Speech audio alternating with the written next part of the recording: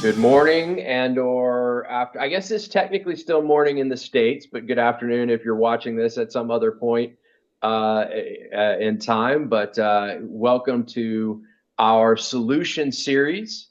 I'm going to keep letting people in because I'm sure for the next couple of minutes there'll be some folks that continue to join us. So welcome to the solution series. We got a little special focus today on journey management. We'll get to that here in a minute, but as we're gathering kind of want to talk about a few quick announcements. Many of you may have seen this on LinkedIn and then registered in Zoom. The solution series is a very specific type of session we do. We do 3 every month, and they're very aimed at you, your questions, your challenges, and dialogue. So it's a much tighter knit, closer conversation. So we're actually going to start something here where we, in October, when we run our solution series, and we do have 3 of them on the schedule, we're only running it with people who are already members of the collective.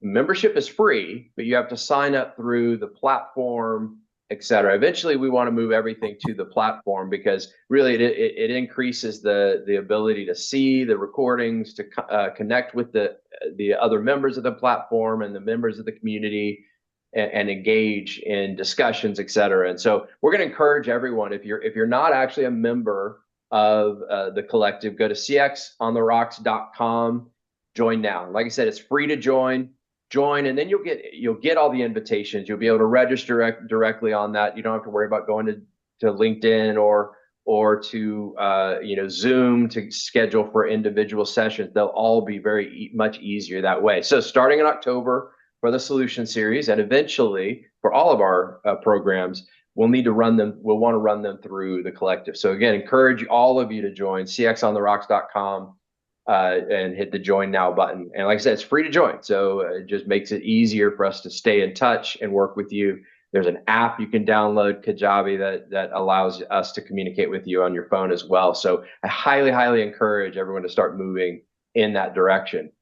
Super excited today to talk running point, but also leading part of the conversation with Stacy and Brad and others. But is Dave Seaton, friend of mine, longtime CX peer and partner.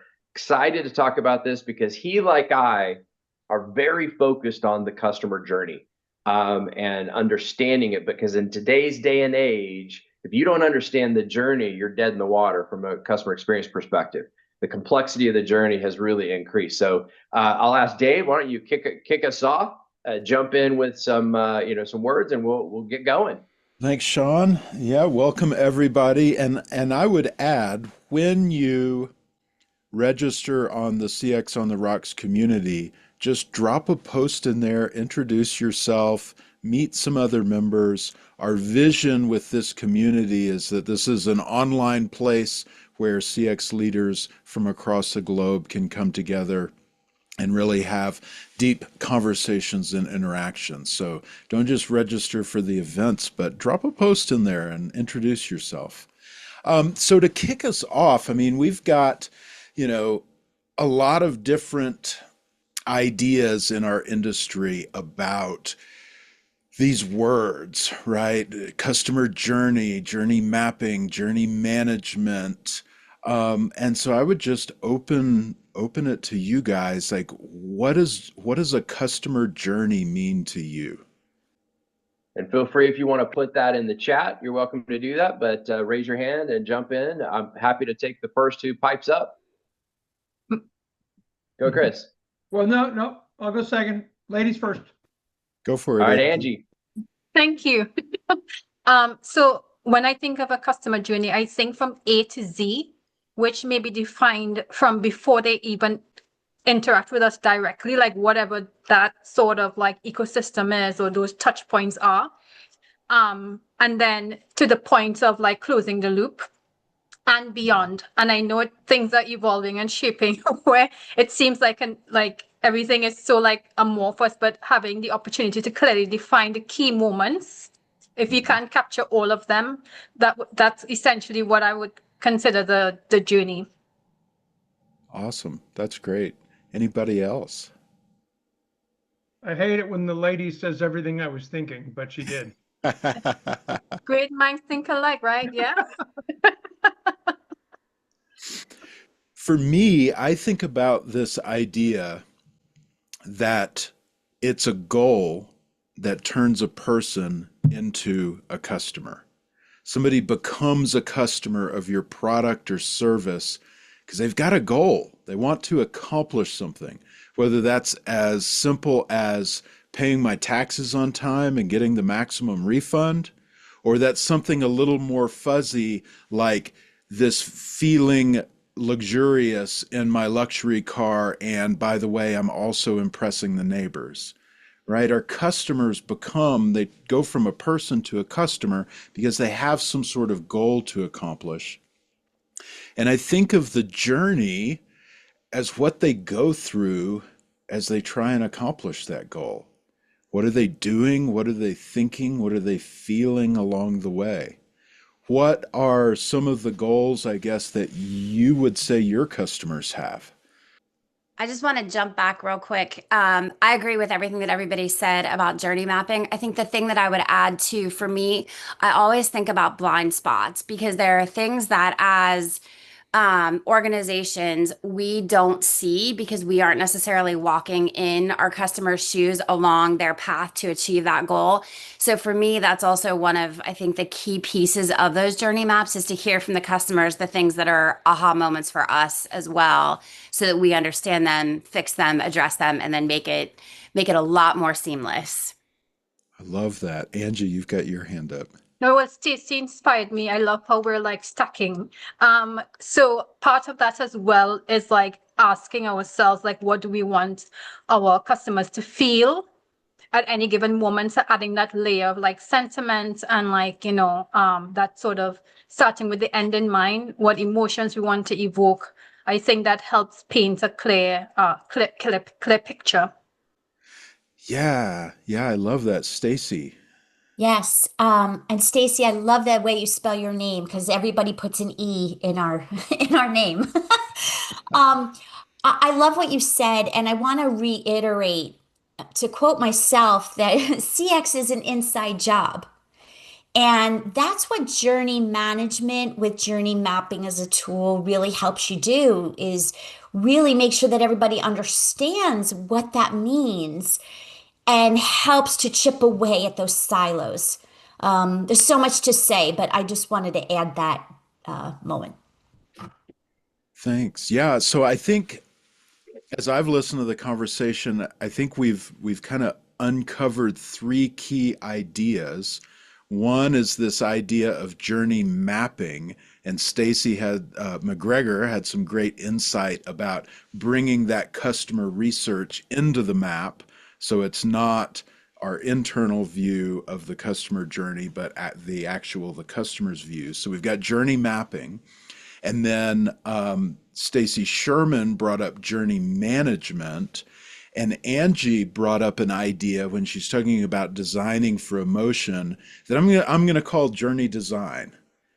And for me, these are kind of three different ideas. Mapping what exists, which is just gathering insights, right? And then managing what you've discovered from the mapping, and then designing this future state journey based on an aspiration of how you want your customers to feel. So throwing that out there, what's your reaction to those three ideas? So, Dave, I actually want to add one, and I don't know if this is everyone's definition of that, but I think then the fourth future of this is journey orchestration.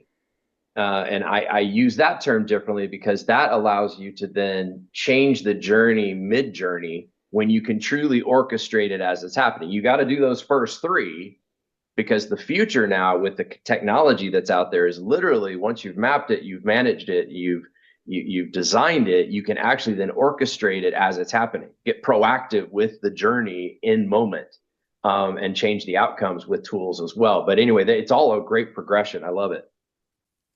So how would you differentiate journey management from journey orchestration? Well, in my mind, and they're similar in that context. I still think journey management has a level of reactivity more so. you're using one journey to impact the next journey of someone else. It's still that from that perspective, but I distinguish it a little bit in that context because, you know, journey management, at least the way most people are doing it today, is a little different than journey orchestration, than the proactive change in real time. It's semantics, but that's my thought. I can definitely see that, Sean. Like when I think of management versus orchestration, it's like a whole different level of caliber, whereby it's like a symphony where things kind of flow more effortlessly and it creates like beautiful music. And it's like a peak, you know, sort of manifestation of everything that we want to do and accomplish. Versus management, to me, seems like it's more like getting down in the gears of it, and there might be some friction and, you know, trying to massage things. So I certainly see how you would differentiate both of those concepts. So Ariel's got his hand up, and then I saw Kate too. Yeah. So thank you. When Sean mentioned about orchestration, my thoughts went in a completely different direction, because I think that even if the CX team would be leading the relationship with that client or customer, I think that there are too many touch points with those clients or customers with other areas of an organization. So it could involve marketing, sales. So when I thought about orchestration, is to bring everybody together and be aligned or on the way that you're gonna be supporting or helping during that customer journey. So you're literally thinking the Exactly. yeah, Conductor. right. Probably leading by CX, because are the ones who develop kind of the strategy, but they involve bring people together from other areas who are also related with that customer journey. So, Yeah. sorry, let me throw in one more term. Where do you see journey design come in? Are you asking to me? Anyone? Kate, Go ahead, Kate. I'd love to. Okay, so like other people who have spoken, my mind immediately went to a symphony orchestra, probably because I am, you know, heavily involved with my local symphony orchestra, and so that's where I went. And so I would say like the design is the score of the music, right, Stacy? So you have a score of the music, but it can go offbeat at any time. That's why you have to have the conductor that is up there, and if they have a good team or orchestra in place, they are following him in the moment and they can make immediate changes. So the CX overarching team would be able to orchestrate it in a way that in the moment they could say, oh, this is something that needs to happen now. We need, you know, to have the drum section be louder and orchestrate, okay, over here you're coming down a little bit. And I've seen that happen in real time in the orchestra in the most fantastic way. They had a guest performer come in and his flight was delayed and he had zero opportunity to practice even one time with the orchestra. And because the conductor was so good and because the orchestra was so finely tuned to him, he simply watched the pianist conducted the orchestra in real time, and nobody would have ever known that they had not practiced together. And so if you can relate that to the CX, get your team in place. And so all of these things, starting with, you know, what Angie said, understanding what people want to do, driving the emotions, mapping it out, having that score, that journey, everything together, can get it so that if you have the right CX team in place, the CX team should be the conductor, the orchestrator of that symphony. How do you get everyone to bring their drum and their guitar and their right? That To build Need on more what you're saying, cowbell. Need more cowbell. definitely. To build on what you're saying, Kate, like for me, I love the phrase journey orchestration. I'm glad you introduced it, Sean. And like, but it's not just the conductor. If you look at the root of the meaning in the phrase orchestrate, someone who orchestrates music actually takes a melody and thinks about how all the instruments can bring their unique specialness to it. So when you orchestrate something and write it for the orchestra, the person who does the orchestration is taking the gifts of others and bringing it to another level. And that actually is a beautiful metaphor for customer experience. You guys It are comes actually back to what giving you're me like, saying with design, yeah. Stacey, is you're actually, everyone is contributing to the, you're the orchestrator is not just mechanically running the pieces, they're actually bringing out the talents of everyone.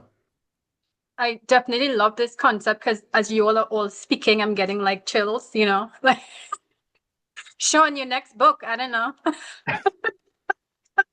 I think, Matt, to your point, it's less about, it kind of comes to the phrase for me is manipulation. Like it's not so much about making people go through door number 5. It's more about being a sage for a journey that already exists. So a journey is any touch point your brand has with a customer. And believe it or not, whether you've got a CX team or not, you've got a journey. Your customers, anybody that interacts with your brand is going through a journey. You're trying to be a sage, a guide, not to make them go through door number 5, but to guide them through that complicated process of all the departments in your company, all the different touch points and stuff like that. So I like your term of the orchestrator.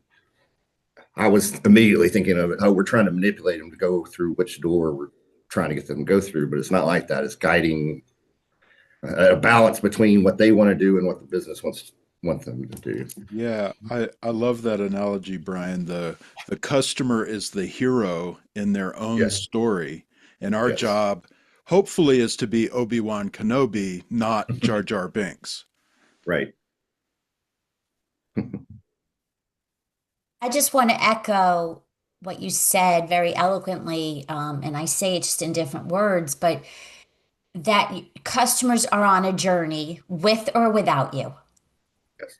Right? So you might as well do it intentionally, do it right. So how do we put this into practice? Right? If you were coming at you just got hired to be the first customer experience leader for a big old company that's been around a while. They know they've got some problems, and the CEO hires you and says, okay, you know, I read something about the customer journey. I know we need to fix it. How are you going to put this into practice? Record the chaos. Throw it Tell up on me. a wall. Show how convoluted and chaotic it is first. Yeah. For me, I definitely want to try to understand exactly what we're trying to solve. Because then we're not scattered. But I think a huge part of it is doing our own information gathering, because I've been in circumstances where the leadership will think something is the issue, and then when you get on the ground, like they're way off base. So then starting with as much information as you can and bringing others to be part of it, key people who actually have that first-hand sort of experience. So then you paint a clear picture as possible. And that should be like your jumping off point, right? For you to actually have the impact you want to have. Have any of you had done a pilot program to show the executives, here's like a small scale way, and then be able to scale? Has anyone done something like that? Because I know that works. Curious to hear your view. Yeah, well, I've done those exercises. Just in the area of business where I'm in, we have like multiple different locations, but similar like lines of businesses and different similar ways of operating. So it's easy to scale. But yes, precisely. Started small pilots, had made a case, and then based on we're able to prove ROI. Based on that, then get our foot in the door to scale to bigger operations. And then also tailor the flexibility is baked in where we can tailor for nuance. But certainly I feel as if that is usually the best approach. I love that, Angie. There's if I were to be in that situation, and when I've been in that situation in the past, there's two questions I'm asking on day one. And the first question is, what's the burning problem? What is that CEO's goal that he desperately wants to accomplish that year? Because that's where I want to play, right? Second question I'm asking is, how much runway do I have? How quickly do I need to show some sort of quantifiable result um, before they show me the door? And that second question is going to help me decide, do I want to tackle a big problem, or do I want to tackle a small problem, right? An end-to-end journey, or a smaller journey, or even a micro journey. What's the sense of urgency for me showing some sort of business result aligned to that burning goal? How do you guys 100%. react to that? I feel like that's a really good tactic because like sometimes well the realization is that oftentimes for us to get to the end goal, it's a team sport, right? We cannot do it in ourselves. So one of the tactics that tends to work is to identify low-hanging fruit that impacts key stakeholders or people who actually have influence to help solve for it, to get their buy-in. So then you get their help once because a lot of people are skeptical, or like, I don't have time for this, or I don't see the value. And then you have to kind of show that value for them personally, what's in it for them, and then get them to be part of it. So then that kind of fuels things, makes it easier for us to like meet a specific time frame. And then also get that person to be part of the storytelling for the leadership. Because if it's just you saying, oh, we did great, you know, but having other people be part of that, oh, wow, the team, they really helped us, right? Because part of it is also perception in addition to the tangible outcomes.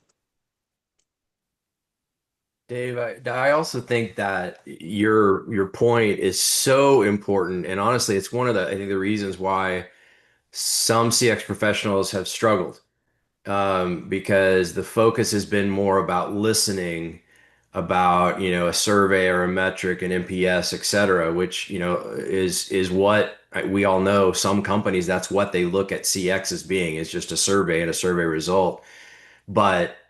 And then on the flip side of that, they may do some mapping, but it's so high level that you can't get real results out of. So to your point, finding a journey that is extremely impactful and then tackling it is so important first, because you're going to get that ROI. You're going to get that quick win. And I think you even have a great example of a company that you were working with that was able to do that. They kind of picked this top journey and made an impact. Maybe tell a little bit about that story that you have. Yeah. Yeah, I think you're talking about, because I've talked about it before on our CX on the Rocks meeting, first quarter this year. We did a micro journey, the tiniest little journey. It was a complaints journey where the customer had a problem and they actually, lodged a complaint and they needed a resolution. And by doing the research, I think we interviewed 11 customers for that journey, and mapping the journey, we identified some really big differences or friction points, I would call, between what the company was asking for and what the customer was experiencing. And so then after that journey map, they actually acted on the insights. So great job for them. But they went and they changed processes, they designed new standard operating procedures, they retrained staff, they implemented these changes, and they saw an 81% improvement in issue resolution time. So for that journey, for those customers that had that problem, it was now 81% faster to get that complaint resolved. And for the That's ROI. That's ROI, right? Because that is real time that company's employees are no longer spending to do the same work, right? If we look at the contact center piece of that journey, it's not the whole journey. The whole journey wasn't in the contact center, but it did involve interactions with the contact center. And with the new future state journey in place, those calls happened in 27% less time. In other words, we shaved 3.5 minutes off the phone call where the customer is reporting their issue. Sean, I know we're coming up on time. It's gone fast. You guys are amazing. I've really enjoyed the discussion here and everything. Angie, Stacy, Kate, Matt, Brian, everything you guys have shared. What's next for us, Sean? I know you and I've got something coming up. Yeah, absolutely. And again, this is just the tip of the iceberg when it comes to kind of journey management, journey mapping, now journey orchestration. And I think, maybe we're going to get our wands out and start doing that. But yeah, so actually I encourage everyone, if you on Monday, October 6th at noon Eastern time, Dave and I are doing a full journey management workshop. We're going to really dig deep. We're gonna, pull back the onion of what it means, and really this transition from mapping to management to design to orchestration, and drive that. So I welcome everyone to join us on the 6th at noon. Best way to do it, it's already on the app. So join the community, join the collective for free. I put the link into the chat. Join us and then sign up for the event. Just go under events and they'll all be laid out there for you. And that's a huge way to, again, as I repeat from what we opened with, if you join the community, it's easy to see here's everything that's coming, and get notified of that versus having to wait and hope that you see a LinkedIn post or something else from that perspective. So join the community, and we look forward to seeing you there. Next, otherwise than that, we definitely we have another session next week, another solution series, and it actually is going to be on the 30th. And it is at the same time here, so 11 o'clock Eastern time on the 30th. And that is, I guarantee you, it'll be about AI, because it's about, some of the work that we're doing from a technology perspective, CX and tech. AI always tends to find its way into that discussion. But join us then. Again, that's also on the app. Notifications will come. Registrations are possible as well. So those are the next couple of events as we go, and look forward to seeing you on both and or one of them, and going from there. Now, I am okay if you are going into bonus time. So anybody who needs to drop at the half hour, that's perfectly fine. But let's, we got stoppage time, we got bonus time. We can continue to go a little bit if you can stay, as we peel back the onion. We'll give a few more minutes on that if anybody wants to do that. On that front, Dave, I love your analogy of the mapping. So for anybody who's Sorry, able to Sean, stick with us. I got to drop. Oh, you do got to drop. Okay. Yeah, I got another call. All right. Thanks, All everybody. right, It's no been great. problem. So I think one of the things that, this is something that Dave, I've seen him present before, and it is that view. A lot of folks think about the journey that they're mapping in different scales. And just like you have a map for a country, a map for a state, and a map for a city, he talked about it, macro versus micro journeys, understanding how those relate and understanding how they nest within each other. Because going back to the power that you can get out of journey mapping and therefore then into management design and orchestration, it's really understanding the different scales. So I was talking to, some folks, and they only thought about it at the macro scale, consider, buy, kind of that marketing sales journey, use and renew or leave. And then others were thinking very of a specific task, and it's whatever's right for the organization. But I'm wondering for this audience that's able to remain, when you think about, scaling the mapping effort, because if you get deep enough, there could be thousands of journeys at an organization. But when you think about how to really get what's valuable, what are your thoughts when it comes to that approach? Go ahead, Stacy. Yeah. So what I found working in the brand is that it was easy to do the mapping exercise within our team. The problem with that is it continues the silos. So while we went deep, I had to bang on everybody's door to say, come to our table, because there is that domino effect. So I do think micro is valuable for your own team to be on the same page and communicate consistently to the customer and to each other. But you really need the whole company leaders or members from the departments to do it the right way. Yeah, absolutely. And a lot of times this mapping at different levels actually helps make that happen. You know, by mapping and visualizing a macro journey and then some of the micro journeys, you can't help but show how different groups impact other groups. You know, how a handoff between marketing to the success team, or from success to the service team, or any of those different groups internally, digital, etc. When you get to the mapping at those different levels, it actually kind of brings people in, and then they can do their own micro journey for just their part, but then they can connect it to the mid-level journey where all of them are part of that as well. And often, to your point, it ends up being banging on doors, but if you get the group really talking about it from a journey perspective, they start to see it themselves. You don't have to necessarily bang as much. You got to get them in the room to talk about the journey, but that can actually facilitate that breaking of silos within the organization.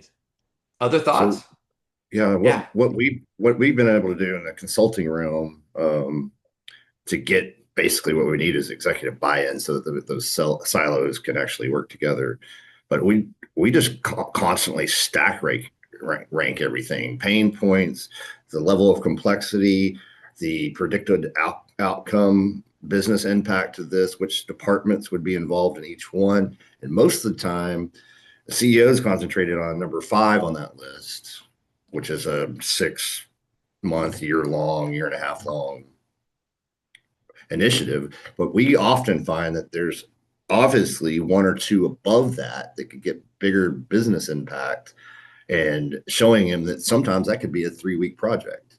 Or if we can just get these 2 leaders together, that's what I've found actually moves the needle to push down from the executive level to get those silos broken. Nice. I have a question. So I will say I'm going to do a last call out before we break today. So this session was sponsored by Question Pro. Question Pro, you may know, is they do a lot of VOC, CX research, and they also have a customer journey management platform. And so I'm kind of affiliated with them in partnership there, and they're affiliated with CX on the Rocks. So I just wanted to mention them that if you are looking for a platform that provides that ability to nest these journeys together and rally around your organization around the customer journey, because the data shows if something's hard to do for a customer, they're 13 times more likely to be disloyal now. And it's their most recent experience, not an average of them all. So any journey they face that is high effort, is rough, friction full, etc., could be sending the customers to the competition. And so engaging in that, happy to talk to any of you about that. Questionpro.com as well for more information as a sponsor of this session. So thank you all for great conversation. Again, join the collective. Look forward to seeing you on upcoming events, and we'll talk soon. Thanks, everybody. Thank you, everyone.